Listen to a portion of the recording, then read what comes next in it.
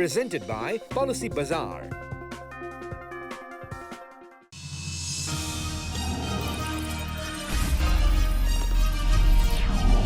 The Policy Bazaar Insurance Show. If you're new to parenthood or about to become one, then this episode of the Policy Bazaar Insurance Show is certainly for you. Starting from that best school to the dream college, from getting that motorbike on the 18th birthday to that international holiday, I'm sure you've planned all of it for your child. But have you planned for the plan? Today on this episode of the Policy Bazaar Insurance Show, we discuss how insurance can take you from just having a plan to planning for that plan, which ensures financial freedom for your child even in your absence. A child insurance plan is of course an insurance plan, but also works as an investment plan for your child. What does it offer? Financial security for your child, a fund for your child's educational expenses or that medical emergency, long-term savings, and most important, peace of mind for the parents. How does a child life insurance plan work? When to start your investments, till when to invest, and what returns can one expect? All of that on today's episode of the Policy Bazaar Insurance Show. We are joined by M. Jagannath, the Managing Director of Life Insurance Corporation of India, Kamlesh Rao, the MD and CEO at Aditya Birla Life Insurance, Firoz Aziz, the Deputy CEO of Anand Rathi Wealth, and Saravir Singh, Joint Group CEO of PB Fintech, joining us today on this episode. Gentlemen, thank you so much for joining us today. Jagannath sir, if I could start with you, what does a child insurance plan do? How does one go about understanding it and hence then looking at it as a viable option? Yeah, pleasure to be here. Yes, thank you. And child insurance plans are definitely a choice which people who are entering parenthood are seriously looking at, and it comes with distinct advantages in the sense that it is long term, and for the parents more than anything it is absolute peace of mind. I feel it is a top choice, a good choice and a decent choice. I don't see that people are not looking at it. Okay. Of course, people look at all the options, and definitely this is also one of the very important option, and I feel that parents are looking at it and they should look at it. Kamlesh, to you, if I have to understand how would this work, is there a different plan under the child insurance plan which would take care of this biggest risk, and how should one go about understanding that side and make provision for that biggest risk when it comes to planning for your child's future? Everything that you worry about long term is where I think insurance and life insurance fits in. So if you think today is what you want to plan for your kids' education, which will happen 15 years from now, 20 years from now, 18 years from now, the beauty about the life insurance product is it's got an inbuilt feature which they call waiver of premium. Bulk of the life insurance companies have that, which basically means that if you start planning for your life goals of your child, and God forbid if something happens to you. So you planned for say a 15-year premium or 10-year premium, but during the first 5, 6, 7, 8 years, something happened to you. You don't have to pay the balance premium. So automatically there is something called a waiver of premium that kicks in, which basically means that what you planned for your child will happen irrespective of whether you are there or not there. So assuming something happens to you, the waiver of premium kicks in and the life insurance company takes care of the balance premiums during the tenure. But most importantly, what you planned for your child will get met.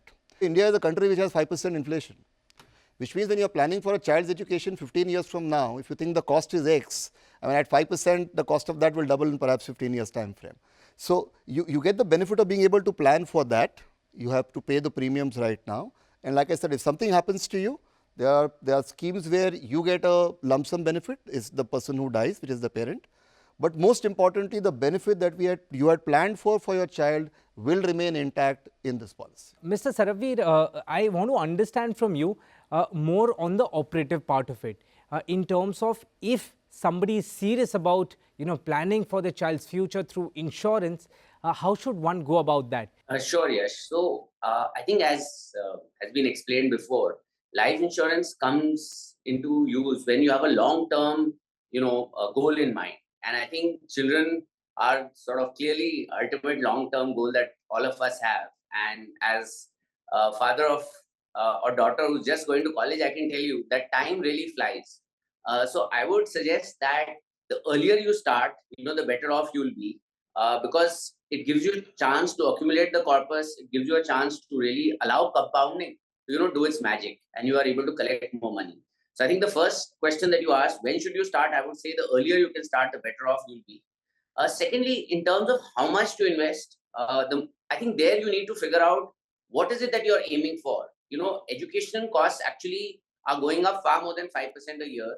And it's actually, today there are, people look at different alternatives. Are you going to study in India? Are you looking at, your child wanting to go abroad?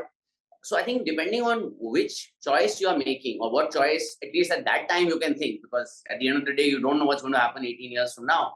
But I think you should start planning. And again, I think the more you can put aside, the better off you'll be. Now, I just want to explain how a child, plan actually works. And, we have a lot of plans these days from all the leading insurance companies, which are called triple benefit plans. And I think this is a really unique instrument where essentially what you're doing is that you are saving a certain amount of money every month, every year, depending on the plan that you've chosen. That money is largely being invested in the stock market, and hence, it allows compounding to work. Now, supposing something were to happen to the life assured, to the parent, then actually a very interesting thing kicks in. First of all, the family gets the sum assured. So that means whatever was planned for, that amount is immediately available to the family. Number two, the premiums that were being paid, because now it's possible that the income of the family has gone down and they may not be able to afford the premiums. Those premiums are paid by the insurance company. So your amount continues to compound. So I think that's what is being referred to as waiver of premium. And number three, there is a monthly income that gets paid out, which is normally about 1% of the sum assured. So it comes to about the premium, monthly premium that you are paying, or now the insurance company is paying on your behalf.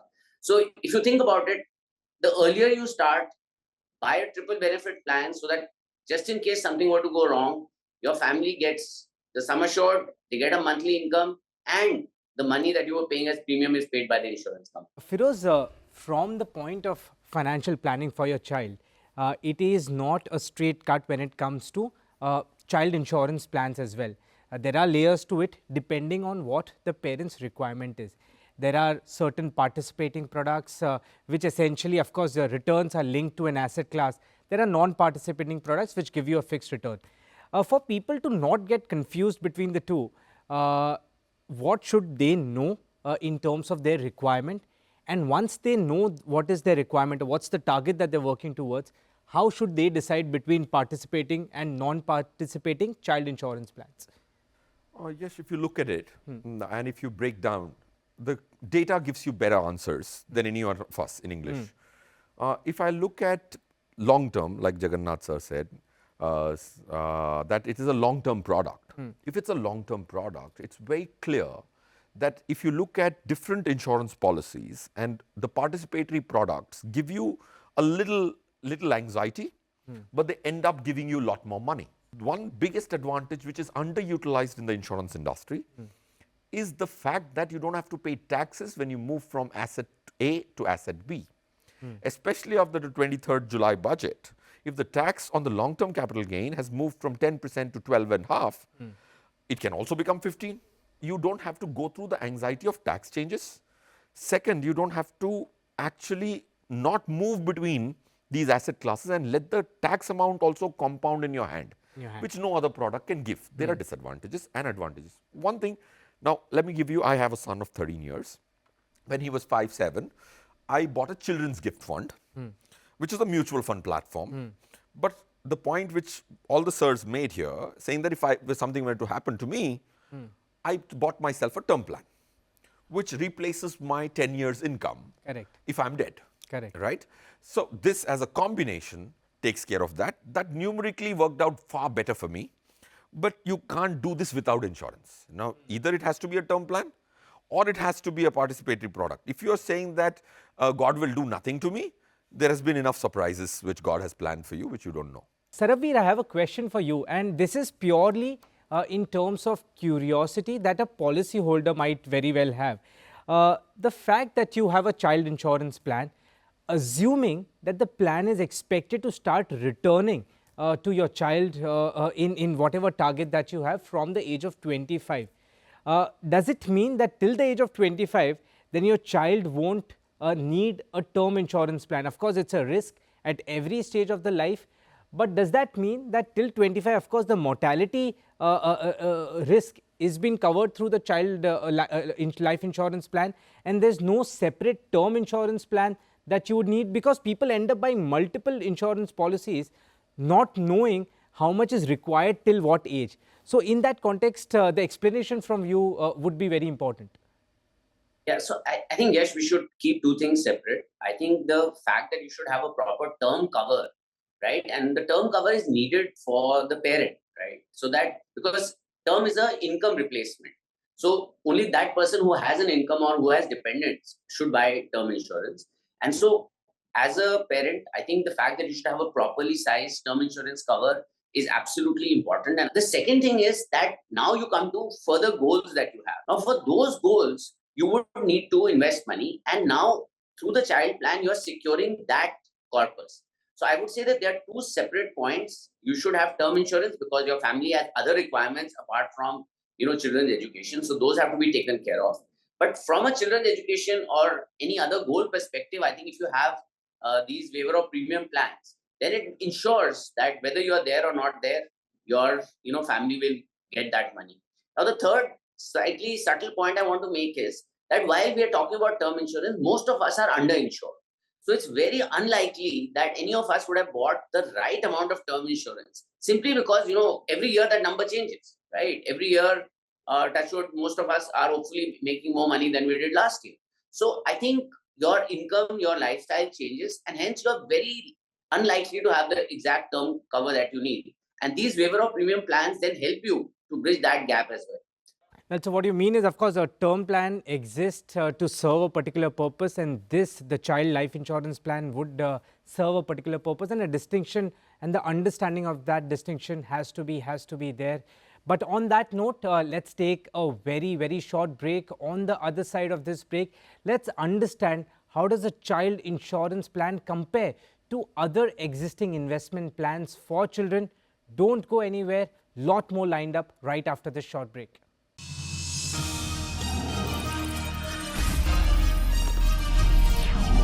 The Policy Bazaar Insurance Show. Welcome back to the Policy Bazaar Insurance Show. As promised, we now look at how a child insurance plan really compares to other investment products available. But Kamlesh, before I switch to the whole comparison with respect to multiple products that we have in the market, if you're contributing towards, let's say, a child insurance plan till the age of 20, 22, 25, before it starts returning to you, the mortality risk till the age of 25 or 20 is relatively lower than the mortality risk beyond that.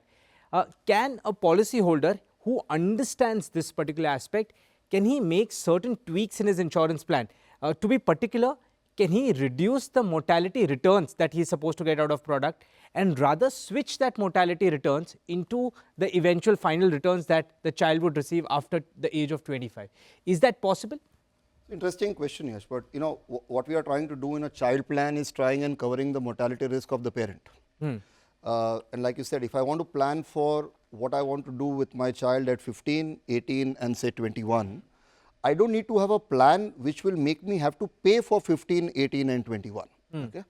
So first is, like Sarvi mentioned, if you start early as a parent, and assuming you got your first kid at say 30, 31, 32 at that age, if you start at that point of time, your own mortality risk is very low. So that will get inbuilt into the plan, right? So your mortality risk cost will become significantly lower. Because what are we trying to do?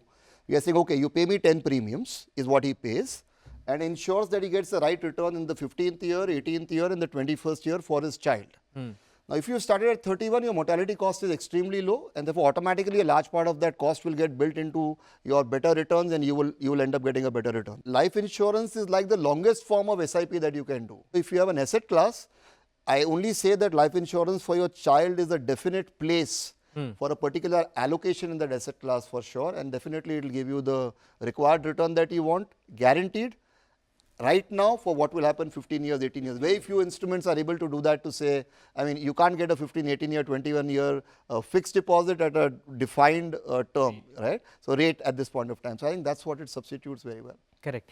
Mr. Jagannath, I'm going to pass the same question to you, but from a different lens and the same situation. I'm sure before, or I would rather want to be sure that before getting married, having a child, the parents would have a term insurance policy of their own. What that does is their mortality risk somehow gets covered under that policy. If the return is in a way lower than a few other instruments in the market, then what you're looking for your child is sum assured eventually, and not mortality, because somewhere the parent's mortality is getting covered under a term insurance plan. Then why not invest in, let's say, another financial product where the returns could be higher and the risk for the parents is already taken care of by their own respective term insurance policy? No, actually, there are child insurance policies which are standalone with a premium waiver benefit coming. So there is actually a mortality premium for the child as well, but that kicks in after a certain waiting period. Okay. Usually 8 years and all that. Okay. But as you asked earlier, the mortality premium in a child insurance will be very minuscule. It will be very less. It will not be more. And the child insurance plan comes as a total package.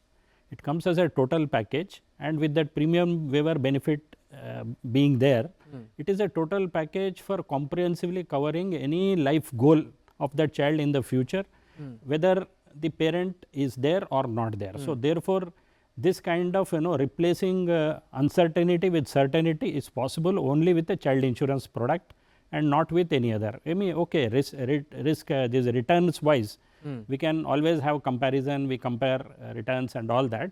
And as it was already told, I mean, there has to be a basket in which there is space for everything. But definitely the bedrock of any planning for the child would definitely be on a life insurance platform. I fully subscribe to what Mr. Kamlesh said. I think in a long term, when you look at long term and also the interest movements over say 15 years from now, 18 years from now, I would definitely say that child insurance plan is something which is a must have. Firoz, since we are speaking about returns, I want to focus a little more on the returns, and if you look at some of the existing plans, otherwise there's Sukanya Samriddhi Yojana giving you returns of about 8.2%, Provident Funds giving anywhere around 8%, bank fixed deposits about 8.5%, National Savings Certificate at 7.7%, post office term deposits at about 7.5%. Insurance plans, child insurance plans, the returns tend to go down a little lower as compared to these other existing products. What makes up for that 200, 250 basis points returns that you give up? And second thing, how important is it to understand that one thing, or concentrating your child's financial future through one objective or through one medium is not enough, and how to make a basket where insurance plans also make a very important space? Yes, very valid question.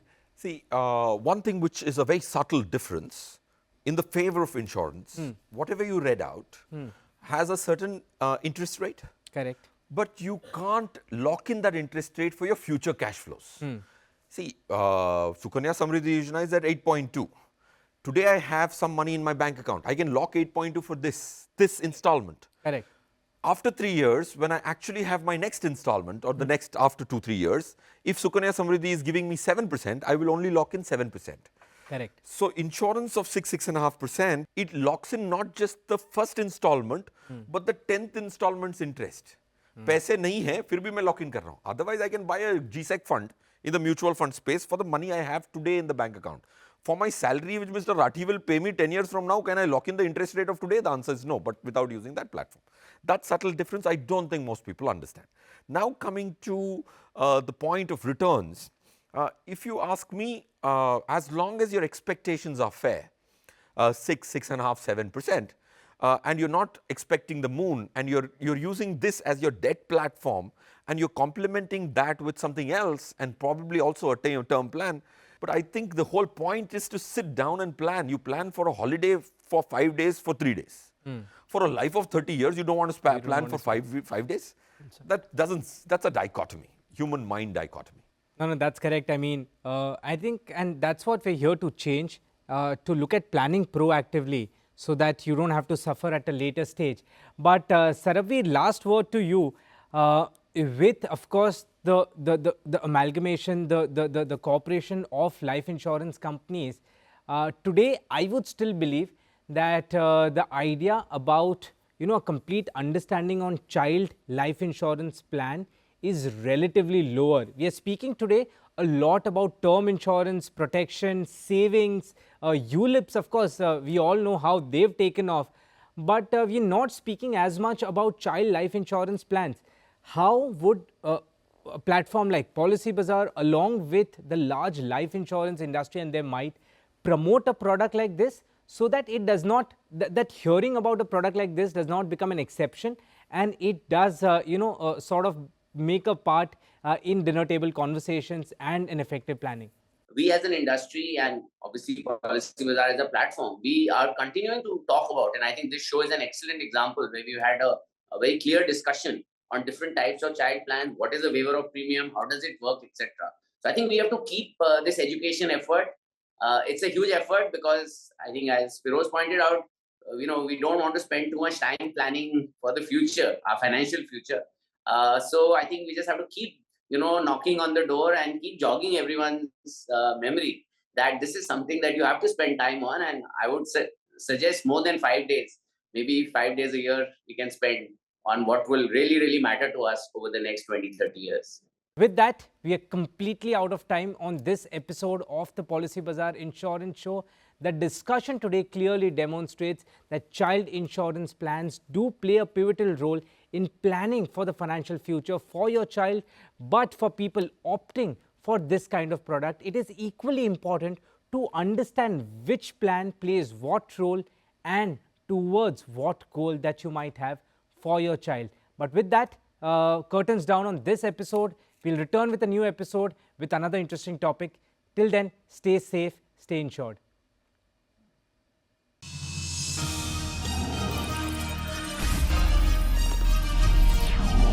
The Policy Bazaar Insurance Show. Presented by Policy Bazaar.